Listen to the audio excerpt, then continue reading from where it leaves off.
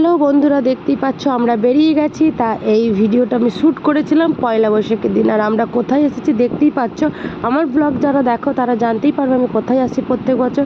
এটা হলো বান্টি বৌদিদের বাড়ি। আর ফাইনালি বাড়িতে চলে আসার পর একটু বসে টসে একটু ঠাকুর মন্দিরে এসে প্রণাম করতে এলাম। আর এটা হলো কাশীনাথ বাবা, এনারই পুজো খুব ধুম। কাশীনাথ বাবার এখানে খুব প্রচুর ধুম হয় পয়লা বৈশাখে। আশা করি যারা জানো যে কাশীপুরে পয়লা বৈশাখের দিন প্রচুর ধুম হয়। আর এখানে দেখো মন্দিরের কাছে এসে আমরা একটু হাওয়া বাতাস খাচ্ছি, আইসক্রিম খাচ্ছিলো মনার। এখানে চলে এসেছি দুপুরে ভাতের খাবার নিয়ে। আমিও একটু আন্টি বৌদির সাথে হেল্প করে দিচ্ছিলাম। আর ভাত টাত খাওয়ার পর রেডি হয়ে আমরা বেরিয়ে পড়লাম। দেখতেই পেলে দুপুরবেলাটাই এই পুজোটায় প্রচুর ধুম দুপুরেই। আর এখানে দেখো শুরু হয়ে গেছে। আর আমাদের বান্টি বৌদিদের বাড়ি একদম পুরো গায়ে, ওখানে দাঁড়িয়ে দাঁড়িয়েও পুজো দেখা যায়। দেখতেই পেলে রাস্তা দিয়ে কত লোক গেল। আর আস্তে আস্তে সন্ধেও হয়ে গেল, বিকেল হয়ে গেল। আর আমরা এখানে মোমো খেতে ব্যস্ত, একটু মোমোও খেয়ে নিলাম কারণ ওখানে মেলা।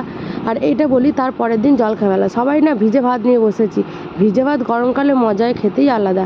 আর এখানে দেখো খাওয়া দাওয়া হয়ে আমি এখানে কি পুষছি বলো তো, আমরা সব আবির খেলাখেলি খেললাম।